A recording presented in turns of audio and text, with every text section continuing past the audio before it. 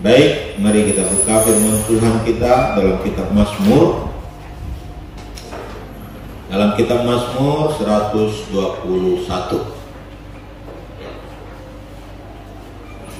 Kitab Mazmur 121 ayat pertama hingga ayat ke-8. Kalau sudah dapat, mari kita baca bergantian ayat firman Tuhan ini. Tuhan penjaga Israel, nyanyian ziarah. Aku melayangkan mataku ke gunung-gunung, dari manakah akan datang pertolonganku?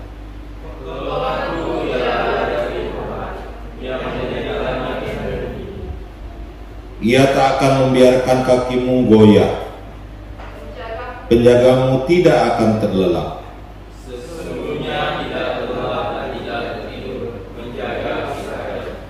Tuhanlah penjagamu, Tuhanlah naunganmu, di sebelah tangan kanannya. Matahari tidak menyakiti engkau pada waktu siang, atau bulan pada waktu malam. Tuhan akan menjaga engkau terhadap segala kecelakaan, Ia akan menjaga nyawamu.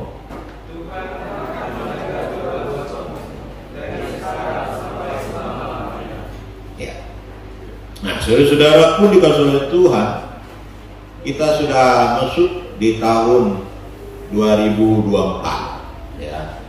Ini sudah minggu pertama yang kita masuk ya. Kita tidak mengerti atau kita tidak tahu apa yang terjadi di tahun 2024 ini. Baik secara global ya, dunia ini apa yang terjadi kita tidak tahu. Apalagi sekarang kita lihat perang masih berkecamuk ya, bahkan banyak beralih ya dari perang di Gaza dan di tempat-tempat lain, Laut Merah juga ya, terjadi peperangan. Kita nggak mengerti apa yang terjadi di hari-hari mendatang ya. Kita juga nggak tahu apa yang terjadi secara persis di negara kita, karena ada pemilu ya, pemilu di tahun depan di bulan Februari, akan pemilu serentak dan seterusnya. Kita nggak mengerti apa yang terjadi di hari-hari besok. Ekonomi Indonesia bagaimana, ekonomi ketapang bagaimana, masa depan kita juga kita nggak mengerti semua ya. Tapi kita tahu ada tuh dalam kehidupan kita ya, ada tuh kali ada film yang berjudul ya, Bodyguard dari Beijing ya.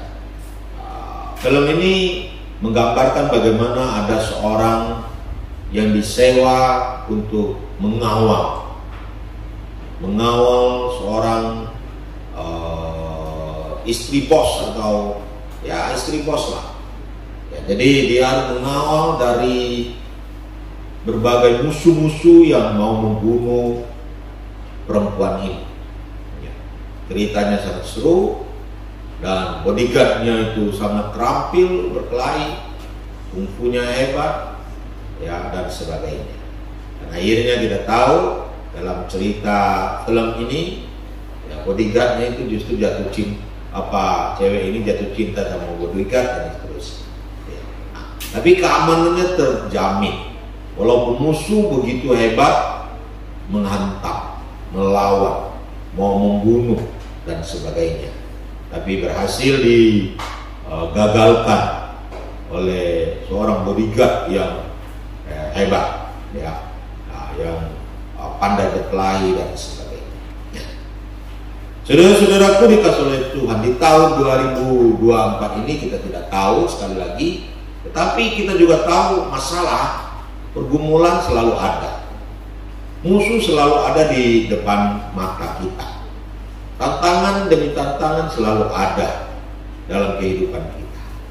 Ya, baik berat, ringan, maupun ya sedang-sedang saja. Saudara-saudara pun dikasih oleh Tuhan.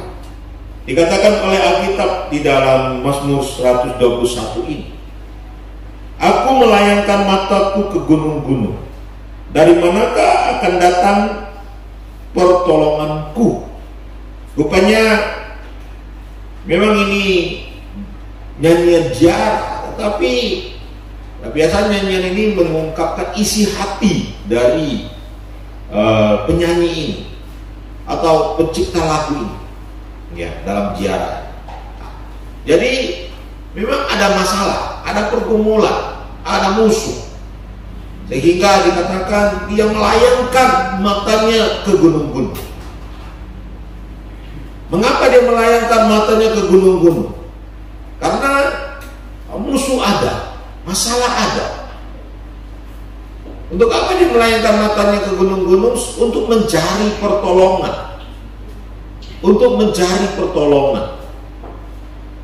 Sehingga dia bertanya, dari manakah? Dari manakah akan datang pertolonganku? Pertolonganku. Dari mana datang? Mungkin dia mencari pertolongan. Meminta belas kasihan dalam pertolongan untuk dia.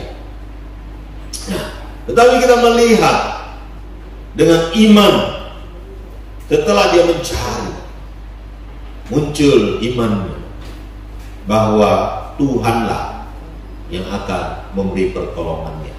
Dikatakan, pertolonganku ialah dari Tuhan yang menjadikan langit dan bumi. Ini mungkin adalah di luar sana tidak ada pertolongan. Ini pernyataan imannya bahwa pertolongan yang sejati adalah dalam Tuhan. Pertolongan yang sejati ada pada Tuhan. Ya. Atau dia menolak pertolongan-pertolongan dari luar. Dia tidak lagi mencari pertolongan-pertolongan di luar Tuhan. Sehingga dia berkatakan, pertolonganku ialah dari Tuhan. Dia tidak lagi mencari pertolongan-pertolongan di luar sana. Saudara-saudara, ketika kita menghadapi pergumulan masalah hidup, ya, dari berbagai pihak memang kadang-kadang menawarkan pertolongan. Baik dari kuasa kegelapan, kuasa iblis, kuasa setan, kuasa manusia, bahkan dari diri kita sendiri. Itu bisa menjadi sumber pertolongan bagi kita di dalam menghadapi persoalan-persoalan hidup kita. Tetapi pemazmur ingin hanya Tuhan yang menjadi pertolongan bagi dia, bukan mengandalkan manusia, bukan mengandalkan kuasa iblis, kuasa setan yang juga memberikan pertolongan, yang menawarkan pertolongan. Nah, di tahun 2024 ini masalah muncul kapan saja, di mana saja, tetapi pertolongan kita dari mana?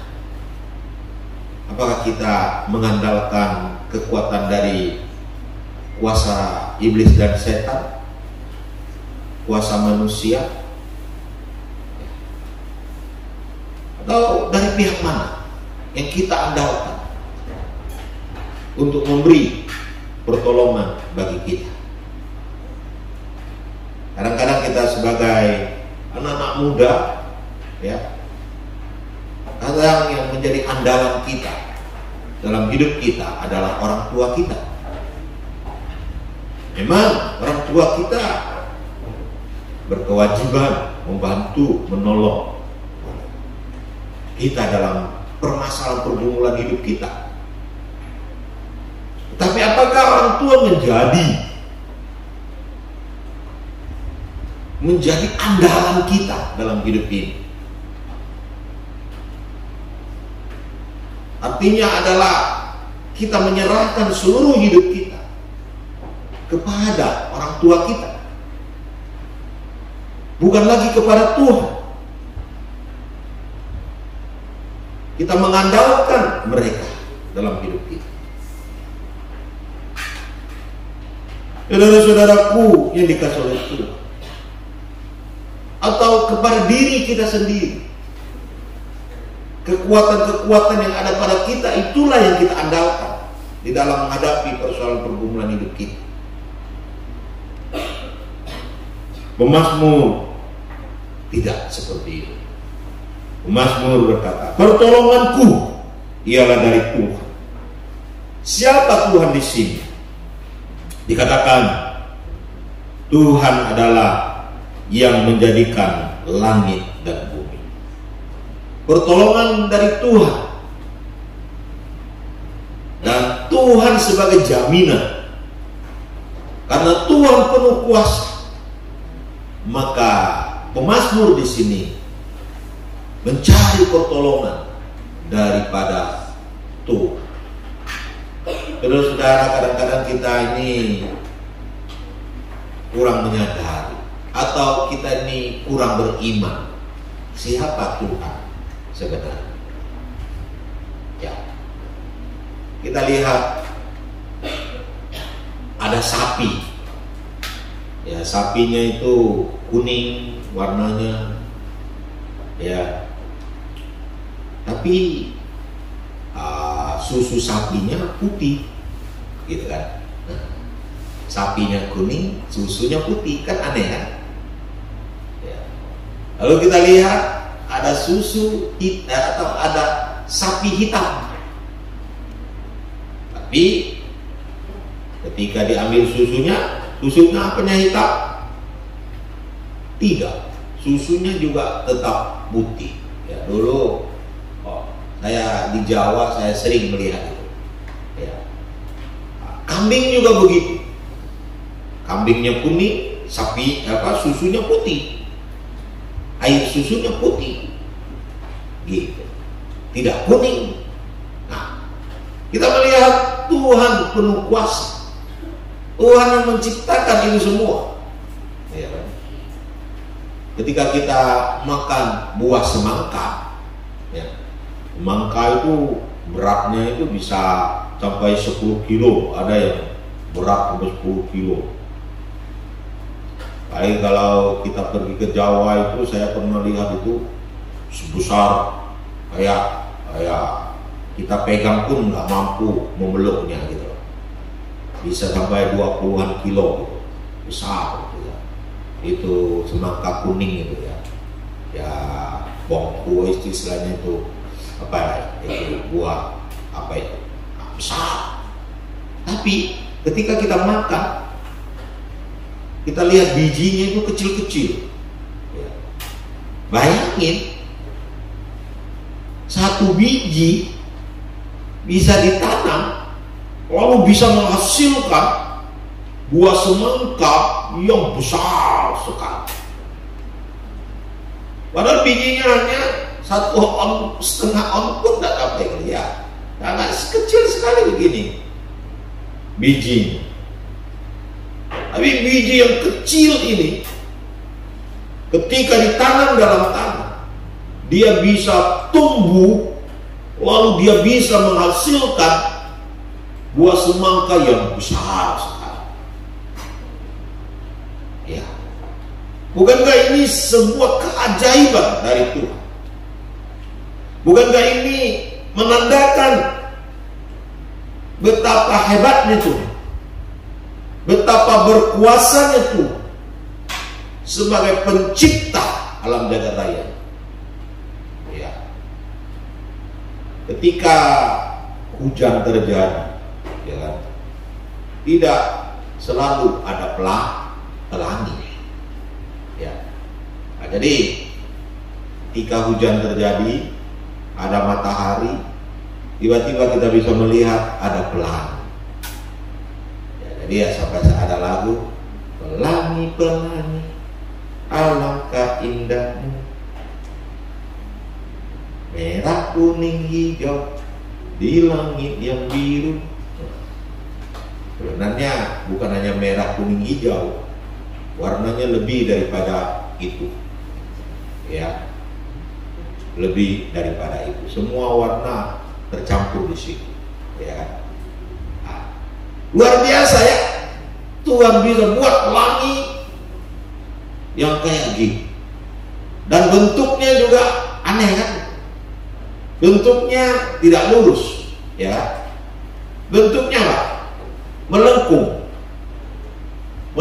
sampai orang buat ya semacam dongeng cerita lah, bidadari turun dari surga, sehingga Jason cepat pergi lihat ke sana. Ada enggak bidadarinya? Jason enggak mau karena sudah ada Aling. Aling bidadarinya. Mungkin Jeff saja lah yang kayak gitu kan. Lihat bidadari kan turun dari langit kan. Gitu.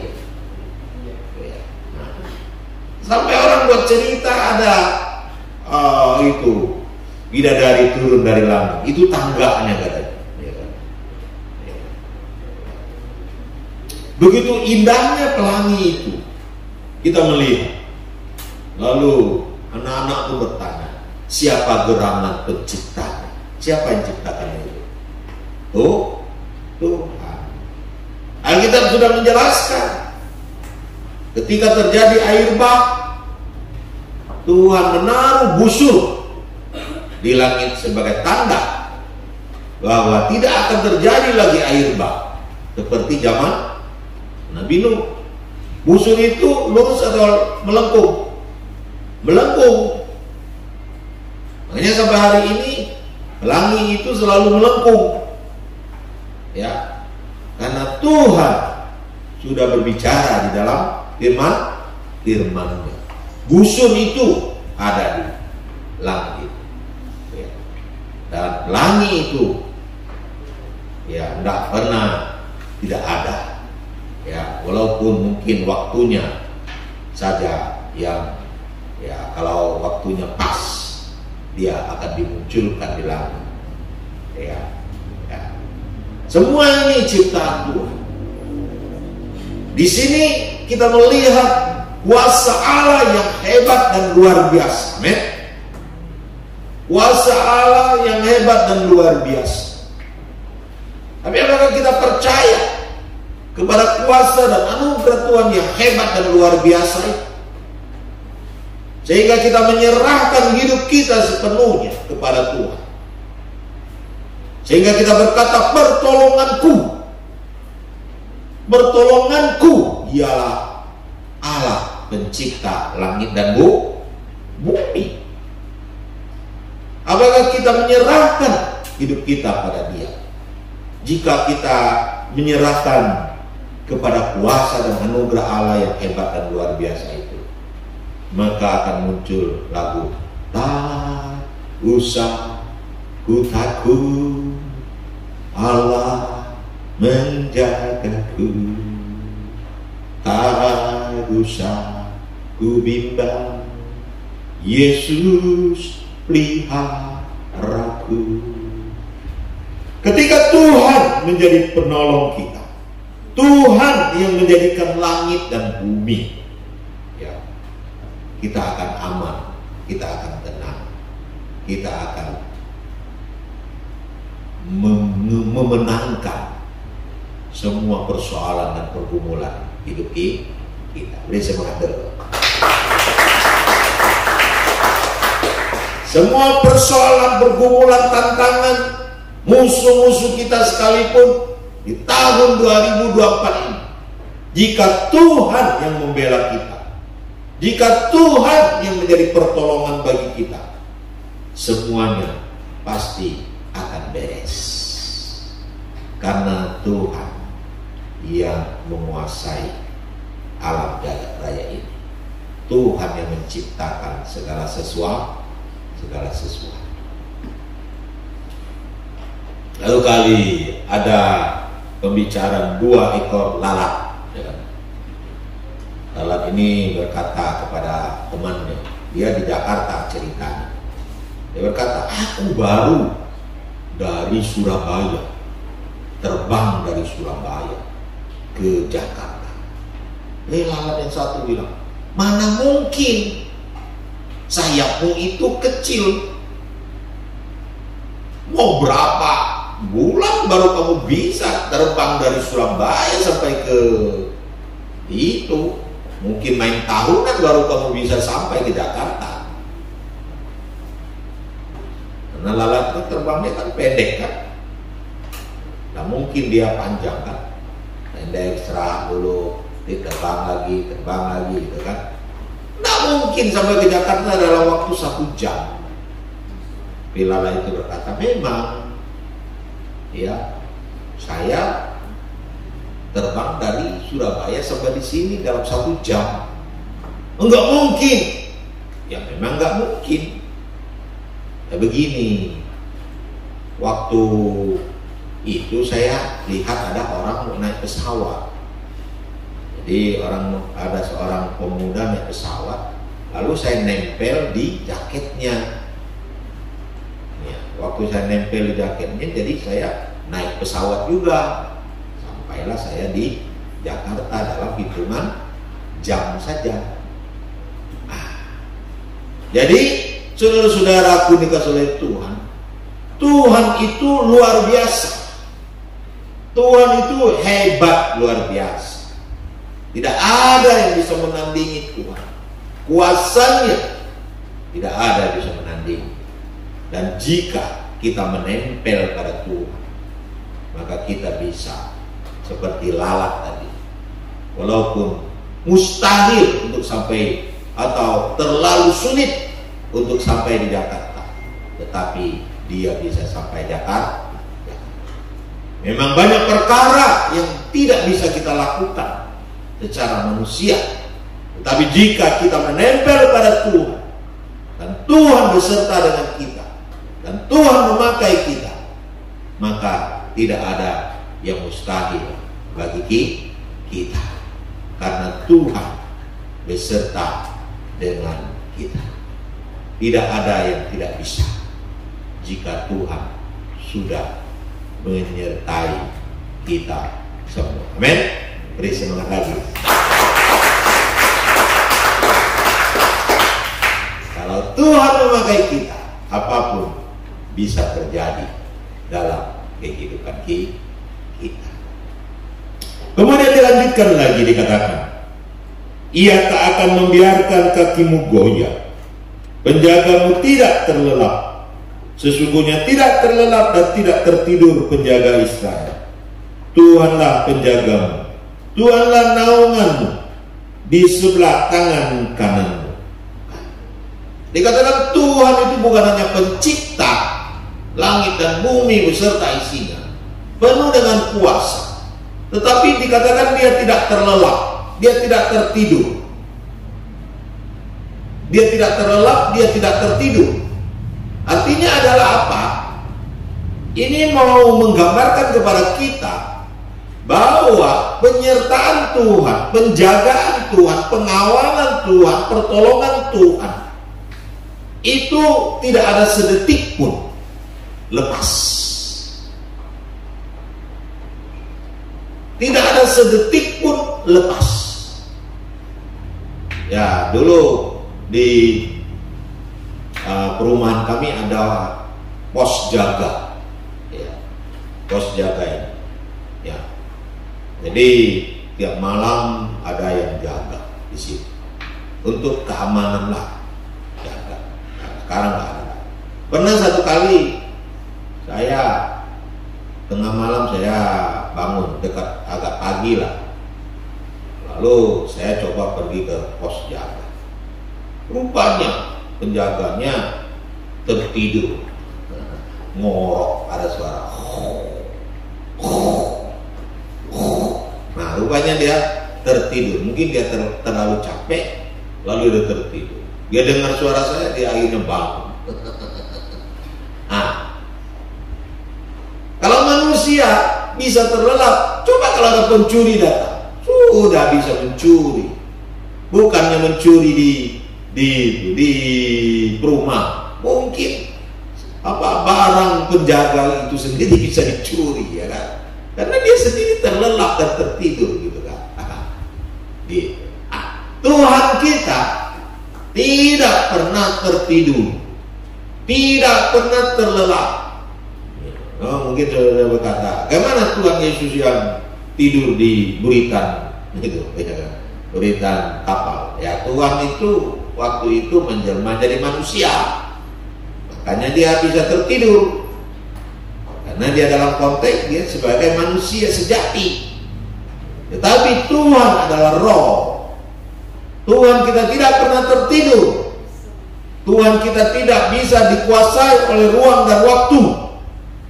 Tuhan kita adalah Tuhan yang tidak pernah melepaskan kita satu detik pun. CCTV itu masih punya sisi kelemahannya. Ketika lampu mati, CCTV pun mati. Ketika sinyal terganggu, CCTV pun tidak bisa lagi kalau yang pakai sinyal. Iya. Tapi Tuhan tidak pernah terganggu. Tuhan tidak pernah CCTV-nya hilang. Tuhan tidak pernah tertidur dan terlelap. Dia selalu mengawasi kita. Ya, 24 jam.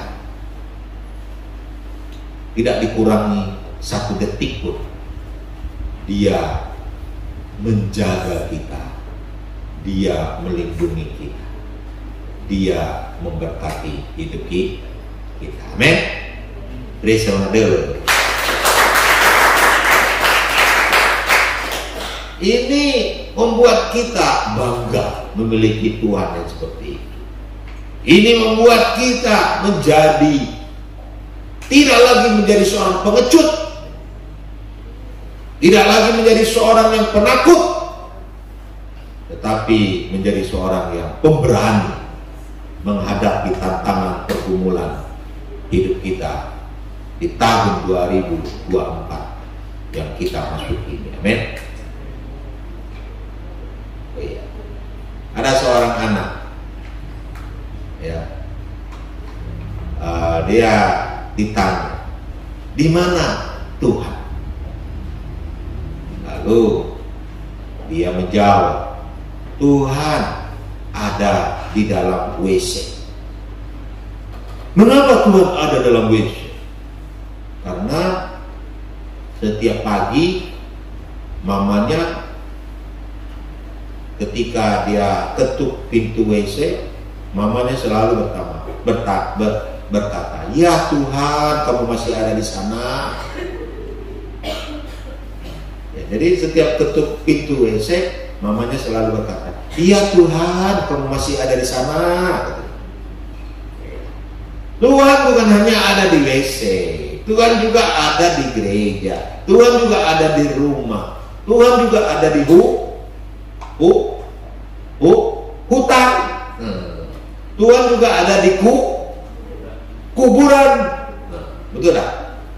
Ada di kuburan, betul tak? Tidak ada di kuburan, ada. Ya, jadi nanti kita pergi ke kuburan ya. Takut nggak? Abel takut kuburan. Kan ada Tuhan kan? Nggak takut.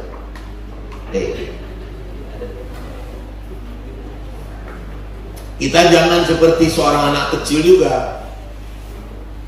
Ketika mamanya suruh dia ambil itu sapu, ya, dia bilang, kan ada Tuhan, biar Tuhan yang ambilkan sapunya. Saudara-saudaraku yang dikasihi oleh Tuhan Yesus, bahkan akhirnya dikatakan lagi di dalam ayat firman Tuhan ini, matahari tidak menyakiti engkau pada waktu siang, atau bulan pada waktu malam. Tuhan akan menjaga engkau terhadap segala kecelakaan. Ia akan menjaga nyawamu. Tuhan akan menjaga keluar masukmu dari sekarang sampai selama-lamanya. Luar biasa. Ini iman. Ya, bagaimana? Bahkan matahari pun tidak bisa menyakiti kita jika Tuhan menjadi penolong kita. Amin. Jangankan manusia, matahari saja tidak bisa menyakiti kita. Ya. Bahkan bulan pun tidak bisa. Ya, mungkin di konteks di Israel karena ya, bulan itu kan kadang-kadang kan mereka malam hari itu kan menakutkan, kan bisa juga berbicara tentang kuasa kegelapan ya bulan ini kan. Nah, tapi dikatakan tidak akan menyakiti. Padahal konteks Israel matahari itu bisa membuat orang pingsan, bisa membuat orang sakit, bisa membuat orang ya dan sebagainya. Tapi kita berkata tidak akan menyakitimu. Amin. Amin. Makanya jangan takut. Ya. Kalau Tuhan beserta kita, Tuhan bersama dengan kita, lalu kita berkata, siapakah lawan kita? Tidak ada. Musuh itu bisa berupa apa saja, yang bisa kelihatan dan tidak kelihatan, ya kan? Nah, saya pernah ceritakan bagaimana saya juga ya disantet tapi tak masuk gitu.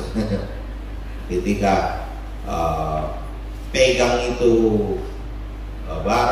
barang itu jadi akhirnya dia pecah ya, karena ada kuasa kegelapan, tak kelihatan ya, tapi kita mencapai kemenangan. Tuhan melindungi kita dan menjaga kita ya. Kadang-kadang kita juga dalam dunia ini terlalu takut ya kan, ada virus, ada bakteri, ada macam-macam ya kan ya. Lalu kita ketakutan dan sebagainya. Memang kalau mau kalau kita pakai kacamata yang bisa melihat segala virus, kita akan ketakutan. Mungkin waktu kita makan, kita juga takut. Ketika kita lihat makanan itu penuh dengan virus-virusnya, penuh dengan bakteri-bakterinya, penuh dengan kuman-kuman. Bisa jadi. Ya. Lalu kita mulai ketakutan dalam hidup ini. Tapi kita ingat kita punya doa kan. Kalau Tuhan menjaga kita, tidak ada satu kuman, bakteri, virus ataupun yang bisa mematikan hidup saya dan saudara-saudara. Amin. Karena Tuhan menjaga hidup kita dari luar maupun dari dalam sekalipun. Nah, dalam tubuh kita ini ada tentara yang melawan virus, yang melawan kuman, yang melawan penyakit dan sebagainya. Ya. Tuhan bisa melipat gandakan. Tuhan bisa membuat tubuh kita kuat dalam menghadapi. Amin. Bukan berarti kita melalaikan hidup sehat. Hidup sehat penting. Cuci tangan penting. Makan makanan yang sehat penting. Makanan-makanan yang bersih penting. Tapi bukan itu andalan dalam hidup kita. Sehebat-hebatnya kita menjaga diri dari sebersih-bersihnya kita hidup dalam dunia ini, virus itu pun bisa masuk. Ya kan? Sudah terbukti kan waktu COVID itu kan. Sehebat apapun kita menjaga diri kita, kita lihat juga banyak yang tumbang juga. Virus juga bisa datang dan hantam mereka. Ya, tentu ada konteks seizin Tuhan ya, bagi orang percaya. Kalau Tuhan tidak izinkan itu tidak bisa masuk juga semuanya. Amin. Nah, tapi kita tidak mengandalkan itu semua dalam hidup kita. Kita mengandalkan Tuhan dalam hidup ini. Ya, mengandalkan Tuhan dalam hidup ini. bukan mengandalkan kemampuan kita menjaga kesehatan kita. Tidak. Bukan mengandalkan kebersihan yang bisa kita buat. Tidak. Tapi semata-mata mengandalkan Tuhan dalam hidup kita. Amen. Beri semangat sekali lagi. Bahkan dikatakan Tuhan akan menjaga engkau terhadap segala kecelakaan. Ya, kecelakaan itu kita nggak ngerti loh. Kapan saja bisa terjadi. Ya. Waktu satu kali saya ke Pontianak dengan Simu kemarin, sebenarnya hampir terjadi kecelakaan.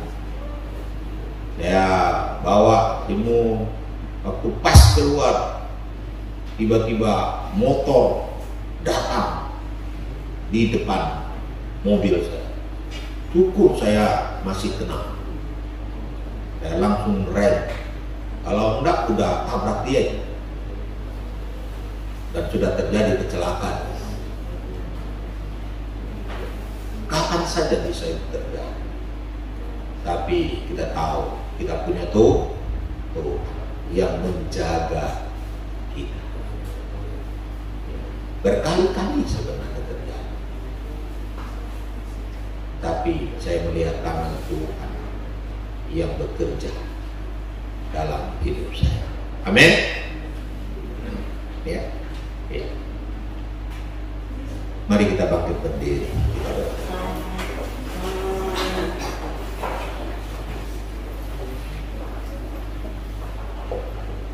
Anda minta Jason kita dalam. Mari kita bersatu di dalam doa. Ya Tuhan, terima kasih Bapa, pada hari ini kami bersyukur kami berkumpul kembali bersama di tempat ini. Bersama kami telah memuji memuliakan nama-Mu dan telah mendengarkan firman yang berasal daripada-Mu ya Tuhan. Kami mengucap syukur ya Tuhan, di mana tahun yang baru ini kami bisa berdiri kembali di tempat ini bersama-sama berkumpul ya Tuhan untuk mencari kebenaran firman ya Tuhan. Ini merupakan sebuah anugerah yang indah yang Engkau berikan kepada kami. Kiranya Tuhan, firman Tuhan pada malam hari ini dapat menguatkan kami, dapat menjadi dasar fondasi di mana kita harus hidup terus setia, terus takut akan Engkau di tahun yang baru ini, di mana setiap kami ya Tuhan bisa hidup berserah hanya kepada Engkau, karena Engkau adalah Allah pencipta langit dan bumi ya Tuhan, satu-satunya yang hanya dapat kami andalkan. Terima kasih ya Tuhan atas penguatan yang Engkau berikan dalam kami dalam firman Tuhan pada malam hari ini, dan juga hamba yang telah menyampaikan firman-Nya, kiranya Engkau sertai, Engkau berkati dalam setiap pelayanannya Tuhan. Terima kasih ya Bapa, kiranya kami selalu dikuatkan di dalam nama-Mu. Hanya di dalam nama Tuhan Yesus kami berdoa dan mengucap syukur. Amin. Amin. Silakan duduk.